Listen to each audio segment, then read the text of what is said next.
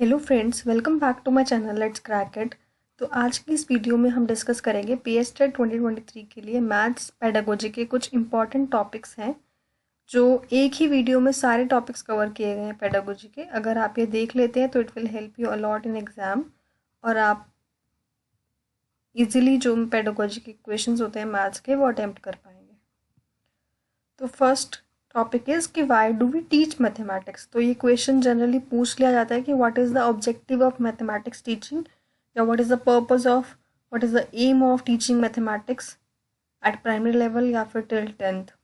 Y mathematics is mandatory subject till secondary system.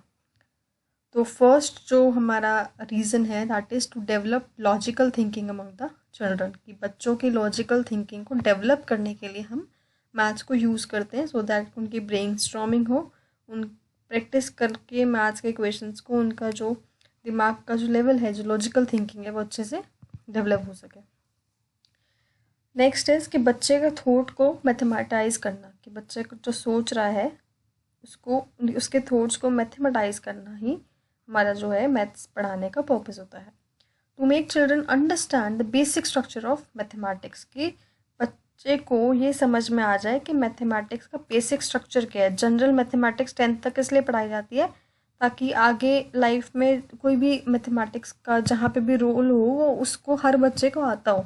ऐसा नहीं है कि बच्चा अगर साइंस का स्टूडेंट है या कॉमर्स का स्टूडेंट है तो उसको जनरल मैथमेटिक्स भी नहीं आता होगा, उसने मैथमेटिक्स चूज़ नहीं किया तो उसको मैथमेटिक्स आता भी नहीं होगा। इसलिए 10th तक जो है बेसिक मैथ्स पढ़ाया जाता है ताकि बच्चों को बेसिक स्ट्रक्चर समझ में आ जाए मैथमेटिक्स का। नेक्स्ट जो है इंडक्टिव और डिडक्टिव रीजनिंग, ये हम पहले भी पढ़ चुके हैं। इंडक्टिव मेथड और डिडक्टिव मेथड क्या होता है ये इंग्लिश में भी आता है और मतलब अकॉर्डिंग टू पेडागोजी ये हर सब्जेक्ट में डाल सकते हैं, किसी भी सब्जेक्ट में डाल सकते हैं हम। इंडक्टिव मेथड क्या होता है जिसमें हम सबसे पहले एग्जाम्पल्स देते हैं, देन हम कंक्लूजन ड्रॉ करते हैं या देन हम क्वेश्चंस की प्रैक्टिस कराते हैं। तो मैथ्स जो हम कैसे पढ़ाते हैं, पहले हम बच्चों को रूल्स बताते हैं, पहले हम बच्चों को फॉर्मूलाज बताते हैं, देन उसके क्वेश्चंस कराते हैं। तो हम डिडक्टिव मेथड यूज़ करते हैं। बट इंडक्टिव क्या होता है, पहले एग्जाम्पल्स देना और फिर कंक्लूजन ड्रॉ करना, ये इंडक्टिव मेथड होता है। तो इसमें ये मैक्सिम फॉलो करता है पर्टिकुलर से जनरल और कॉन्क्रीट से एब्स्ट्रैक्ट। कॉन्क्रीट का मतलब होता है मूर्त चीज़ें जिनको आप टच और फील कर सकते हो। जैसे बच्चे को आपने डाइंस ब्लॉक पकड़ा दिए, उससे वो प्लेस वैल्यू समझ जाएगा।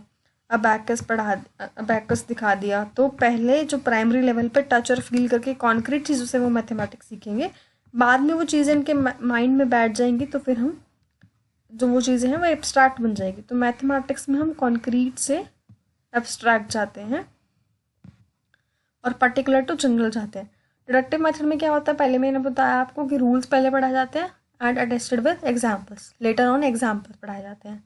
इसमें क्या होता है, जनरल से पर्टिकुलर पे जाते हैं हम और एब्स्ट्रैक्ट से कॉन्क्रीट पे जाते हैं। एनसीएफ के अकॉर्डिंग मैथमेटिक्स क्या होता है, प्राइमरी लेवल पे हमने पढ़ा कि प्राइमरी लेवल पे मैंने अभी आपको बताया कि पहले हम कॉन्क्रीट चीज़ें टच और फील करके बच्चा समझेगा मैथमेटिक्स को, देन वो एब्स्ट्रैक्ट पे जाएगा। तो हम कॉन्क्रीट से एब्स्ट्रैक्ट पे जाते हैं मैथमेटिक्स में। स्पेशल अंडरस्टैंडिंग अच्छी होनी चाहिए बच्चों की। स्पेशल अंडरस्टैंडिंग का मतलब है जो चीज़ों को वो पर्टिकुलर प्लेस पे जो देख पाए, पैटर्न्स को समझ पाए, मेजरमेंट्स को समझ पाए, कुछ ज्योमेट्री की जो शेप्स वगैरह हैं उसको समझ पाए, स्पेशल अंडरस्टैंडिंग उसकी अच्छी हो। मैथमेटिक्स पजल जो है उसको प्रॉब्लम सॉल्विंग स्किल्स में बहुत हेल्प करेगी। अगर पजल सॉल्व कर पा रहा है इसका मतलब जो उसकी स्किल्स हैं प्रॉब्लम को सॉल्व करने की वो डेवलप होंगी। तो ये भी एक रहता है। Children use abstraction to perceive relationship, to see structures, to reason out things, to argue the truth or falsity of the statements. कि बच्चे जो हैं एब्स्ट्रैक्शन को यूज़ करते हैं सो दैट वो स्ट्रक्चर को समझ पाए, उसके रिलेशनशिप को समझ पाए, चीज़ों का रीज़न समझ पाए और क्या स्टेटमेंट सही है क्या गलत है उनको समझ पाए वो। Children understand the basic structure of mathematics, जैसे कि अरिथमेटिक हो गया, एल्जेब्रा, ज्योमेट्री, ट्रिग्नोमेट्री हो गई, जो बेसिक कंटेंट एरियाज हैं स्कूल मैथमेटिक्स के, उसका बेसिक स्ट्रक्चर वो समझ पाए प्राइमरी लेवल पे। क्योंकि ट्रिग्नोमेट्री, अरिथमेटिक, एल्जेब्रा ये सब जाके 7th क्लास से शुरू होता है, 6th-7th क्लास से। तो प्राइमरी लेवल पे बच्चा बेसिक स्ट्रक्चर सीख जाए उसी चीज़ का। और प्राइमरी लेवल पे विजुअलाइजेशन पे ज़्यादा जोर दिया जाता है। Visualisation and representation are skills that mathematics can help to develop. कि विजुअलाइजेशन की हेल्प से और रिप्रेजेंटेशन की हेल्प से जो उसकी स्किल्स है वो डेवलप हो जाए, जिससे वो मैथमेटिक्स जो है अच्छे से समझ पाए।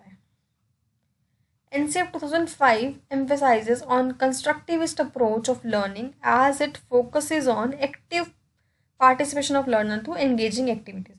तो NCF 2005 क्या बोलता है कि बच्चे को हमने कंस्ट्रक्टिविस्टिक अप्रोच से सिखाना है कि ताकि उसकी क्रिएटिविटी डेवलप हो, ब्रेनस्टॉर्मिंग है उसकी, क्रिटिकल थिंकिंग अच्छी हो, डाइवर्जेंट थिंकिंग हो।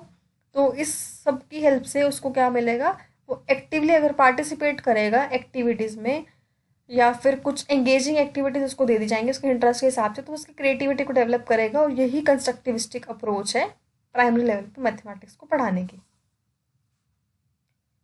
तो नेक्स्ट सबसे पहले ही डिस्कस किया था कि what is the aim of teaching mathematics. कोई भी ऑप्शंस आपको दे सकते हैं but you have to choose the correct one. कई बार ऐसा भी होगा कि सारे ऑप्शंस मिलते जुलते होंगे but you have to choose the best one कि कौन सा सुटेबल है उस क्वेश्चन के अकॉर्डिंग। थिंक मैथमेटिकली कि बच्चे मैथमेटिकली सोचें और उसके थॉट प्रोसेस को मैथमेटाइज करना, हमने बिल्कुल स्टार्टिंग में पढ़ा।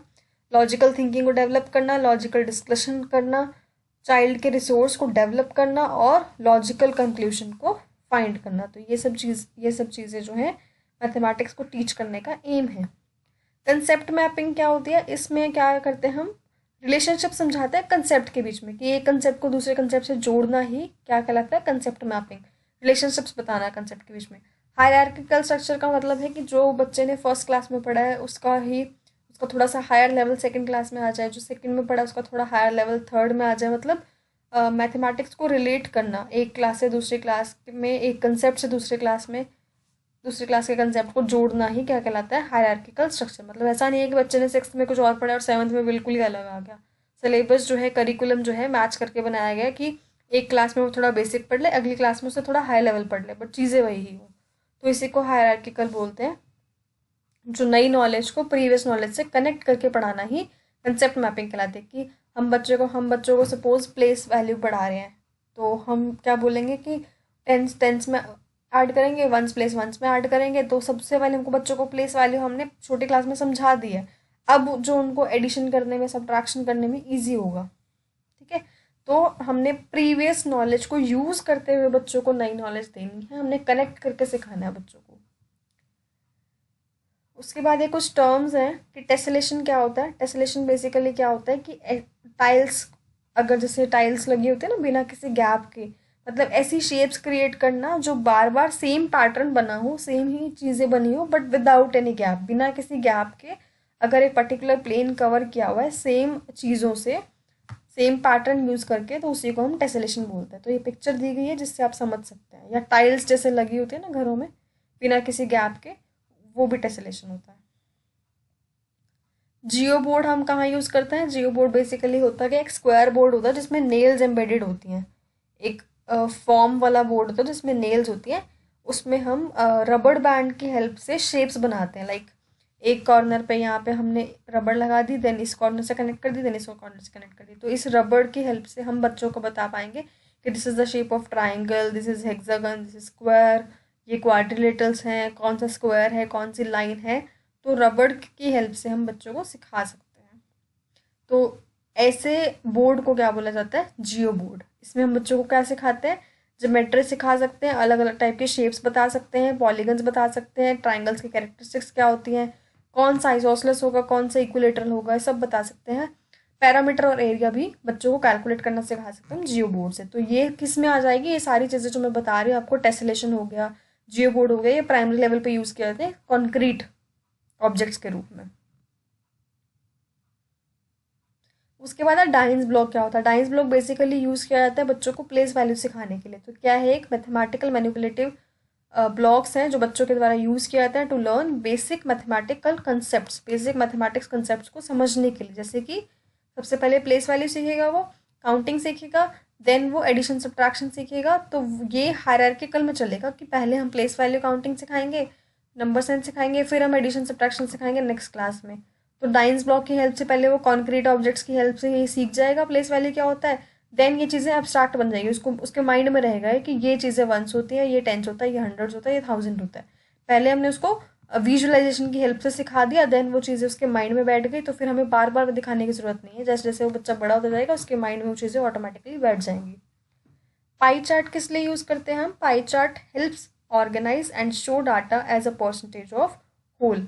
कि सपोज मैंने बोल दिया कि 50% जो मेरी जो सैलरी है वो मैं कपड़ों पे खर्च करती हूँ, 30% मैं यहाँ खर्च करती हूँ, फूड पे खर्च करती हूँ, या रेंट में देती हूँ, या कार कार की सर्विस के लिए देती हूँ, इतना इतना मुझे परसेंटेज अपने डिवाइड करनी है।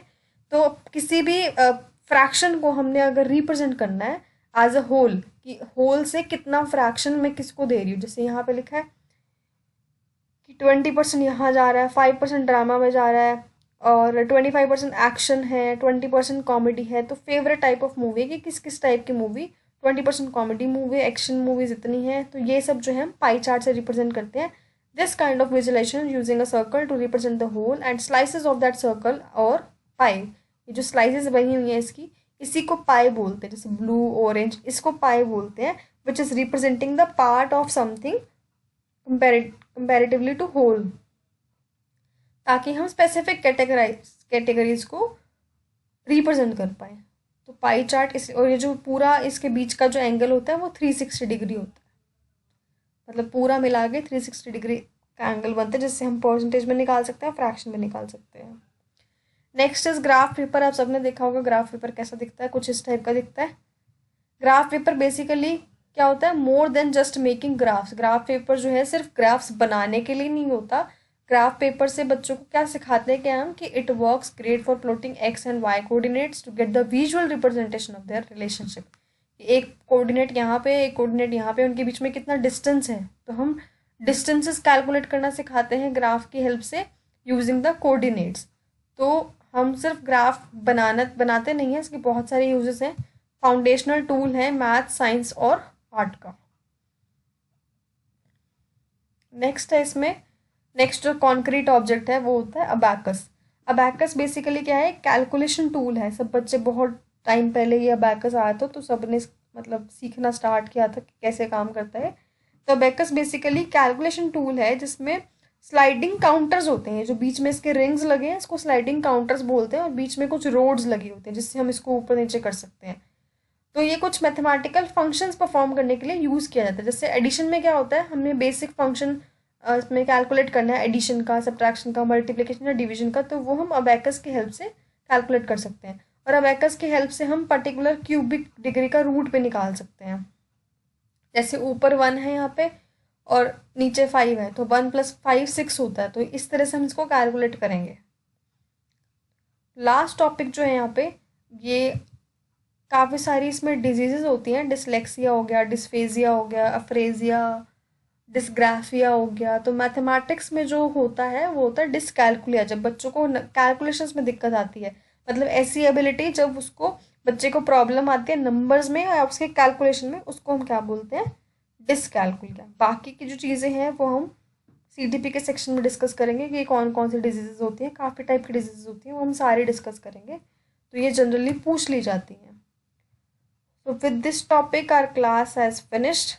I hope आपको मैथ्स पैडागोजी सारी क्लियर होगी और थोड़ी मुश्किल नहीं लगी होगी, बिकॉज सारे ही जो कंसेप्ट इसमें कवर कर दिए हैं मैंने, जो आपको बहुत हेल्प करेंगे एग्जाम में। So all the very best for your exam. Thank you so much.